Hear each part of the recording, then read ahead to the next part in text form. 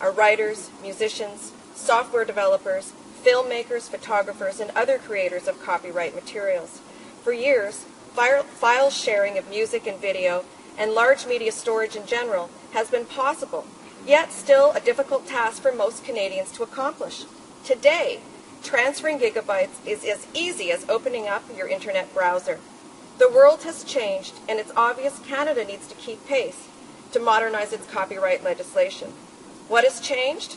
Not long ago, we were listening to 8-track tapes, cassettes, and Sony Walkmans.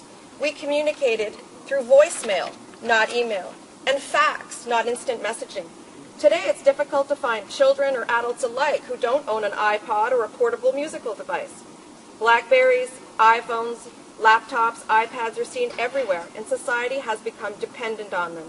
Checking email and Facebook, sharing pictures and video, listening to music through one means or another has become an integral part of everyday life.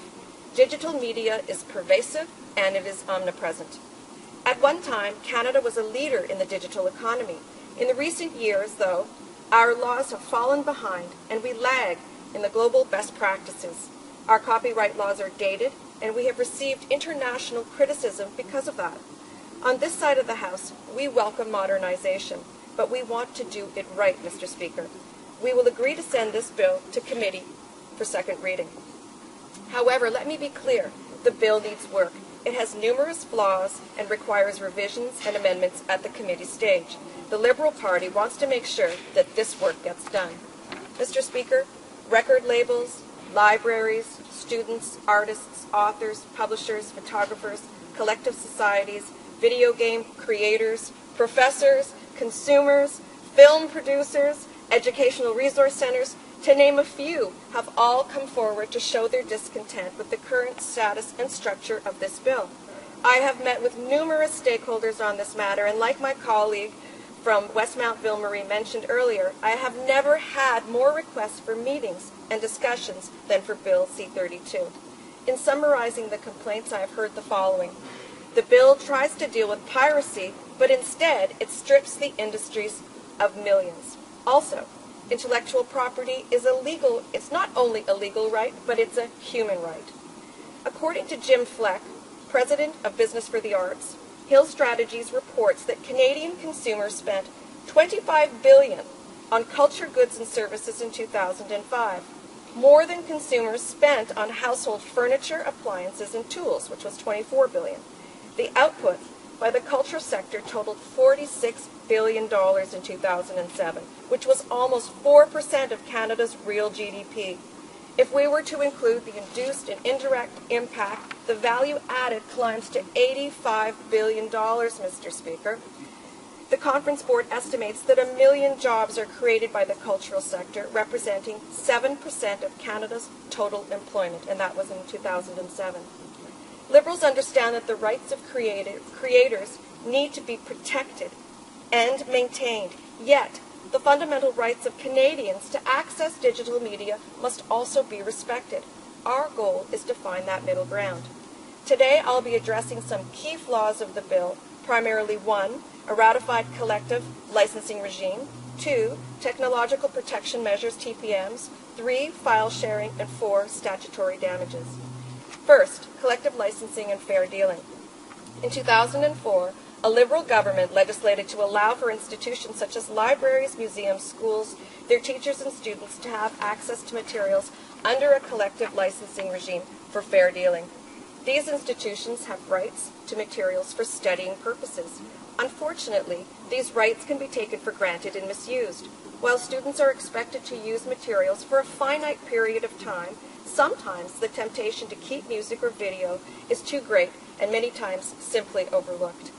The bill as it stands lacks a clear definition of fair dealing, and this is a key component for my party, and we will seek that definition in committee.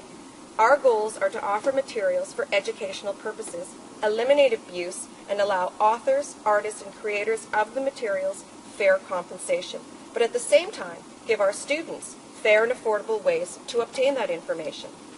Number 2, technological protection measures, or TPMs. The exact amount of losses due to privacy is anyone's guess. Some report it's a $5 billion loss to the music and video industries.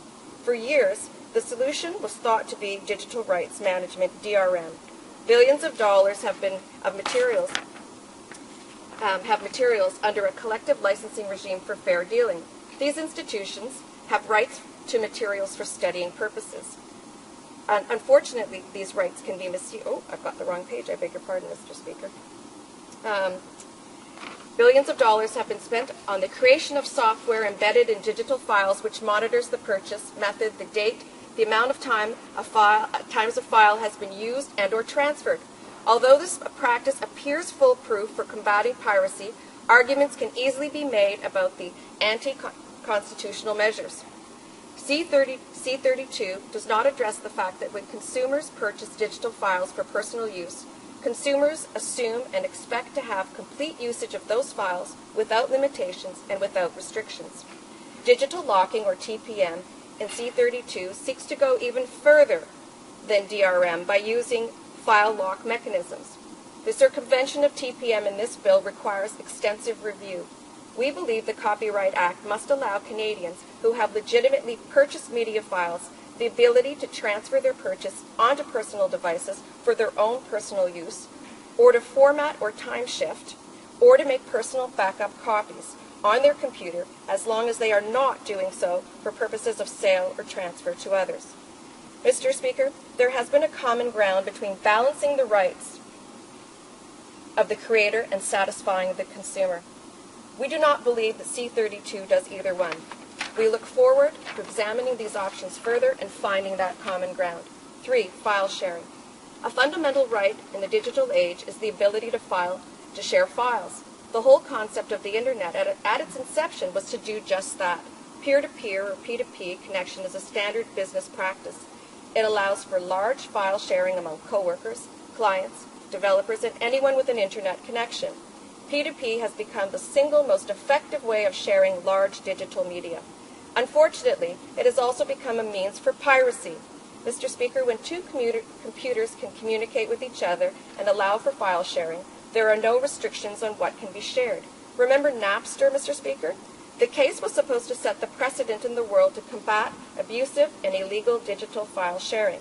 Napster was forced to pay $100 million for its P2P methods and infringing practices.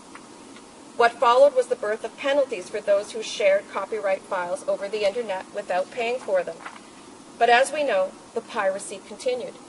As a way to disguise P2P connections, BitTorrents have become a common piracy technique. Torrents were designed to track multiple share points of files and help for fast and steady download. These torrents are easily found through any Google search. How do we stop P2P? How do we stop BitTorrents? Quite frankly, we can't, but appropriate penalties are a start. Copyright laws are only as good as the enforcement that accompanies them.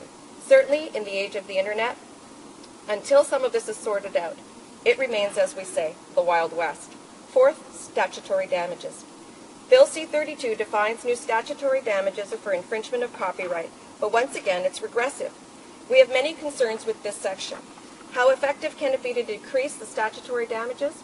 The government is proposing to reduce infringement damages from $500 up to a maximum of $20,000 to as low as $100 for up to a maximum of $5,000. A main focus of the damage is to target individuals who download music from a peer-to-peer file sharing services. Mr. Speaker, I have already made the argument that P2P cannot be stopped. If peer-to-peer cannot be stopped and it's being used for piracy, then damages must be commensurate with the severity of the infringement. In conclusion, Mr. Speaker, there is no easy solution for modernizing Canada's copyright laws. I will not pretend to have all the answers. However, I can commit to working with all stakeholders on one hand and look after the fundamental rights of Canadians on the other. Listening to music while on the bus, walking, jogging, watching videos, or on a 2-inch screen and hearing last night's news from a podcast has become a way of life. At the end of the day, Mr. Speaker, my colleagues and I on this side of the House understand that the rights of the creators need to be maintained and protected. Yet, the fundamental rights of Canadians must also be respected. Our goal is to find that happy middle ground. Thank you, Mr. Speaker. questions and comments, questions et commentaires.